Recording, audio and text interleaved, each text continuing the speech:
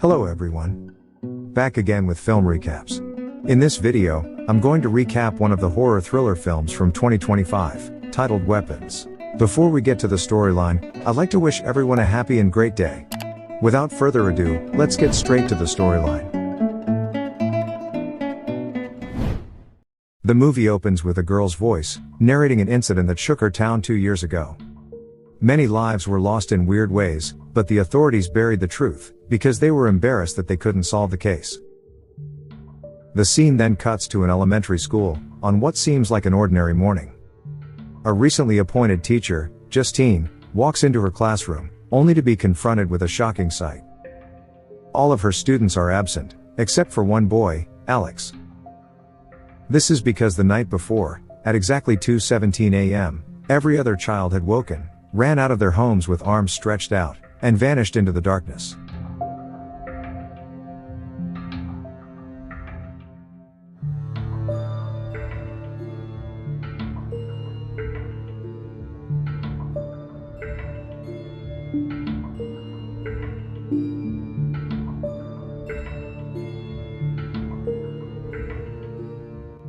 The incident leaves the whole town utterly baffled, sparking a thorough investigation, but nothing comes of it. Alex and Justine are questioned over and over, yet both insist they know nothing. For an entire month, the school remains shut down, but they eventually decide to reopen it for the other students. On the night before its reopening, a large meeting is held, and that is where the story begins. The movie now shifts from Justine's point of view, where she sits among the townspeople in the tense meeting. She steps onto the stage, and admits that she's also struggling like them and is desperate for answers. However, her words incite anger rather than sympathy, and the parents accuse her of being responsible for the incident since it was only her students who went missing. The principal, Marcus, defends Justine while trying to calm the parents. When they become increasingly aggressive, Justine has to be escorted outside, while Marcus holds off the angry crowd from approaching her.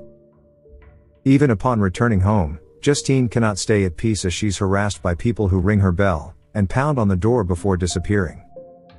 And so, the frustrated woman grabs a pepper spray and heads outside, but there's no one in sight. Here, she sees her car has been vandalized, with the word "witch" scrawled across it. The next day at school, Justine meets with Marcus, who asks her to stay off work for a while, as the parents are very furious at her. This disappoints Justine, and she asks to speak at least with Alex, but Marcus refuses. He says the boy has already been through a lot, and has been constantly questioned by the police and locals, so it's best not to seek him out. That night, Justine arrives at a bar, where she meets her ex-boyfriend, Paul, who is an officer. She vents about her recent problems, so he tells her the townspeople are not against her, and they're just hurt. The next morning, Paul wakes up at Justine's place as it turns out they spent the night together, even though he is married. In the afternoon, she follows Alex, who is heading home from school. The boy heads inside his home. After which Justine also rings the doorbell, but no one answers. She looks around the house, and strangely, all the windows are covered with newspapers. Despite this, Justine discovers a small gap in a window through which she can peek inside. Strangely enough, she sees Alex's parents sitting completely still and silent. The scared woman immediately calls Marcus, and informs him of the bizarre sight she saw. But he's enraged that she followed the boy and spied on his home, even though he warned her multiple times. The next day, Justine finally approaches Alex, and tries to start a conversation, asking how he's doing. But he refuses to speak and angrily tells her not to follow him before running into the house. Justine then desperately knocks on the door to speak to his parents, but nobody answers. She stays for a while in her car, but soon night falls, and she dozes off. At one point, a woman suddenly emerges from the house, walking strangely and carrying a pair of scissors. She approaches Justine, and surprisingly enters her car. It turns out that she wants to cut a lock of her hair and take it. The movie now takes place from the perspective of Archer, who's the father of one of the missing children, Matthew. He is consumed by grief over his son's disappearance and obsessively replays the footage of Matthew running away, hoping he can find some clues. The scene then cuts to the big meeting in town, where we learn that Archer is the first to accuse Justine, which encourages the other parents to join in. We later see him following her to her home, and it turns out he's the one responsible for writing "witch" on her car. The next morning, while Archer is leaving for work, he notices a tower in the exact direction Matthew disappeared. This sparks a new idea, and he pulls out the town's map to trace the path his son had taken. In the afternoon, he visits the parents of another missing child, and requests to see the footage of their child running away. They agree, and after watching the footage, Archer draws another line on the map, marking a possible meeting point between the two children. That afternoon, Archer is driving around town when he notices Justine at a gas station, and approaches her.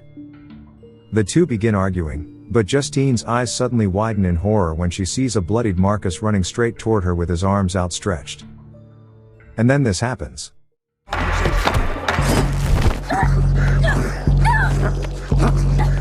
Archer is shocked by this, and he has no choice but to intervene. He begins fighting Marcus while Justine rushes to hide in a nearby convenience store. The movie then shifts from Paul's point of view, where he's on patrol, and notices a junkie acting suspiciously on the street. Paul follows him, and soon realizes the man is trying to break into a house, so he immediately yells for him to stop. The alarmed junkie runs away, and Paul quickly chases him all around the neighborhood. He finally manages to catch up and restrain the junkie, who insists that he works there and just lost his keys. However, Paul knows he's lying and ends up handcuffing the man, who reveals his name as James. Before taking him to the car, Paul asks if he has anything dangerous on him. James denies it, but during the search, Paul finds a needle in his pocket, which pricks him sharply and draws blood. The enraged cop punches James in the face, and then rushes to clean his wound. But he's stunned to notice that his car's dashcam has been recording everything, meaning he could get into serious trouble for striking the man. A worried Paul then makes a deal with him, saying he is willing to forget about the break-in, and let him go on the condition that he never returns here again. He warns him that if he comes back, he won't spare him. Later, a frustrated Paul returns to his car, where he gets a text from Justine, and decides to meet her at the bar, which leads to them spending the night together. The next day, as Paul exits the station, he is shocked to see James approaching. He assumes the junkie is here to complain about him and yells at him, causing the latter to run away. Paul gets in his car and even disconnects the dashcam while chasing him.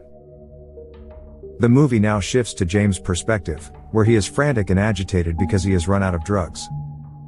Desperate for money, he tries to break into a house, but is caught by Paul, as we have already seen.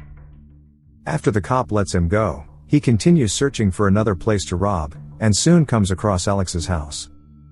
He breaks in through a window, and, noticing the eerie silence, he assumes no one is home. James begins moving freely around the house, but soon comes across Alex's parents, which startles him. He tries to apologize, but the couple remains in a trance-like state, and doesn't react to anything he says. Relieved, he steals a lot of stuff from the kitchen, and is about to leave, but then he hears a faint sound coming from the basement. James opens the door to check, and he's struck with sheer terror when he notices all the missing kids standing there in a trance-like state. A startled James bolts out of the house in panic, while being chased by Alex's parents until he manages to get out of the house. The next day, he arrives at a local pawn shop, where he sells the stuff he stole. But there, James notices a poster that offers a $50,000 reward for anyone who provides information about the missing children. Tempted by the money, he calls the tip line, claiming to know where the children are, and demands payment. But he's told that he must come to the police station, so James reluctantly heads there. Unfortunately, he is spotted by Paul, so he begins running, and heads to the woods where he is camped. But then, James comes across a red-haired woman there with heavy makeup, who is waving at him creepily, so the terrified boy rushes into his tent and tries to convince himself that it wasn't real. Moments later, he notices someone outside and grabs a few needles in self-defense. As soon as the tent opens, he quickly attacks, but it turns out to be Paul, who is now stabbed in the face. The officer has had enough and prepares his gun to shoot, but James quickly explains that he knows where the missing kids are, and that's why he went to the station. Paul thinks he's lying, but James insists he can prove it and says the kids are in a basement not far from here. Shortly after, the two arrive in front of the house, and Paul leaves James in the car alone. He rings the doorbell, after which someone lets him inside the house. But a few hours pass, and it's already nightfall, yet he still doesn't come out, which frustrates James. At one point, Paul finally leaves the house, but he shockingly grabs James, and drags him back into the house. The movie then shifts to Marcus's perspective, where we see him at the supermarket speaking with Justine over the phone. She urges him to check Alex's house, but he refuses, saying the boy has already been traumatized enough. But when she continues to insist, he finally agrees that he will summon Alex's parents at school and talk with them. However, during the appointment, Marcus is instead visited by the same woman James saw earlier in the woods. She introduces herself as Gladys, and it turns out she is Alex's aunt. Marcus explains that he needs to speak with Alex's parents, but Gladys claims they are sick and cannot leave home.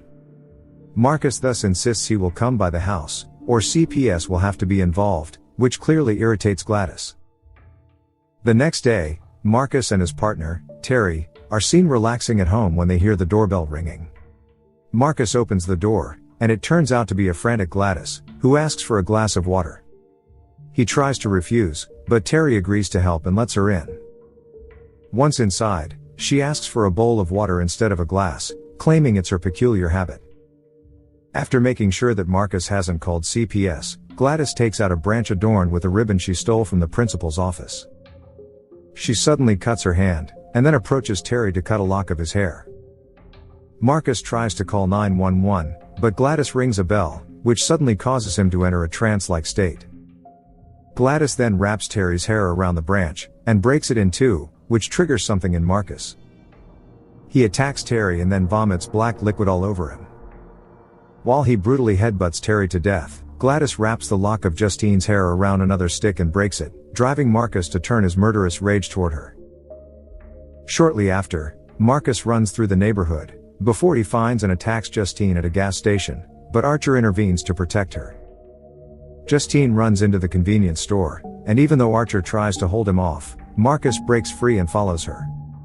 He once again tries to attack Justine, but Archer tackles him into a fridge, hurting himself in the process.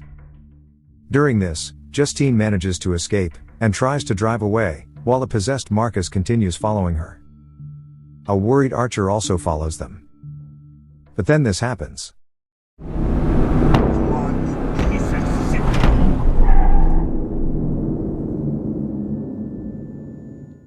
Marcus gets run over by a vehicle with his brain gruesomely splattered across the road. Later, Archer is in the hospital, tending to his injuries when he is visited by Justine, who thanks him.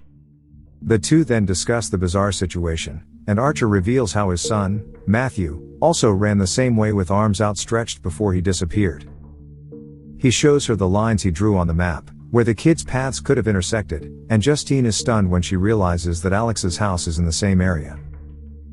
The scene now takes place from Alex's point of view, and we learn that he is a quiet boy, often bullied by Matthew at school. After school, his dad picks him up, and tells him that his aunt, Gladys, is coming to live with them because she's very sick. That night, Alex peeks out his window, and sees his parents greeting Aunt Gladys. The next morning, as he gets ready for school, he cautiously glances into Gladys's room. He notices a red wig and a plant, but is horrified to see a frail, bald woman staring at him. That afternoon after school, Alex waits for his dad to pick him up. But surprisingly, he doesn't come. The boy thus walks home, and upon arrival, he is met with a shocking sight. His parents are sitting motionless in a trance-like state while speaking in robotic voices. As if that wasn't enough, Gladys now looks much healthier and younger than she did that morning. She tries to convince Alex that everything is fine, but he knows deep down that something is wrong. The next morning, Alex joins Gladys and his motionless parents at the dining table. Gladys warns him not to tell anyone at school that she is here or that his parents are in this bizarre state. Alex doesn't respond, so Gladys performs another ritual, right before this happens.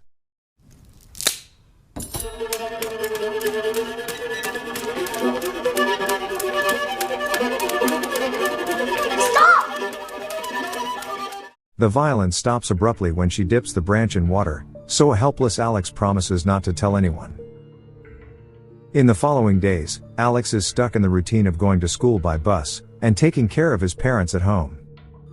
Since they are in a catatonic state, he feeds them canned soups in hopes of keeping them alive.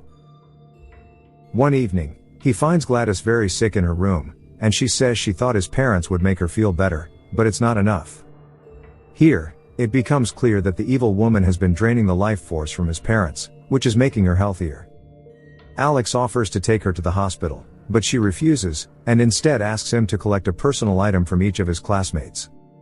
She promises that if he does this, she will regain her health, and finally return home, giving Alex a flicker of hope.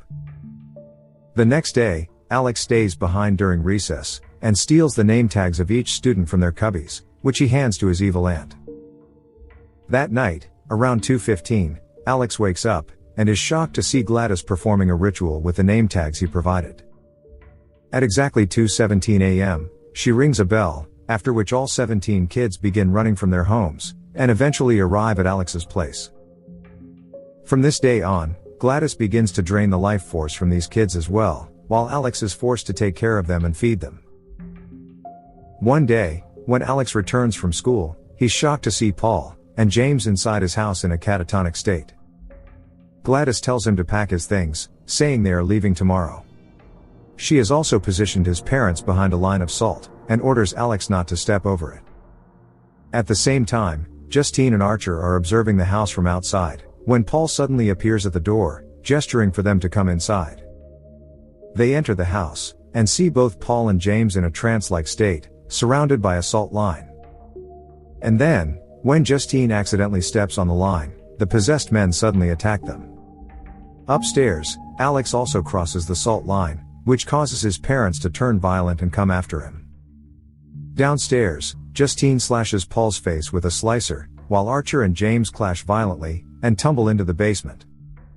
Here Archer finally witnesses the missing kids standing in a trance-like state. Upstairs, Alex locks himself in a room, but his parents manage to smash the door and lunge at him. The desperate boy then sprints to Gladys's room and slams the door shut. Meanwhile, Paul is about to kill Justine, but she manages to grab his gun just in time and shoots him dead. Later, James is about to finish off Archer, but Justine shoots him to death as well. Alex, on the other hand, has locked himself in, but his parents are frantically pounding on the door and are about to break it down. In a desperate move, he grabs a branch and his evil aunt's red wig before locking himself in the bathroom. Back in the basement, Archer searches for his son, when he is suddenly attacked by Gladys. Meanwhile, Alex cuts his hand, and begins performing the memorized ritual he had seen Gladys carry out. Elsewhere, Justine is suddenly attacked by Archer, who is now possessed. Alex, on the other hand, finally finishes wrapping the wig around the branch, and he breaks it in two. Sensing this, Gladys begins to panic as the kids frantically pour out of the basement.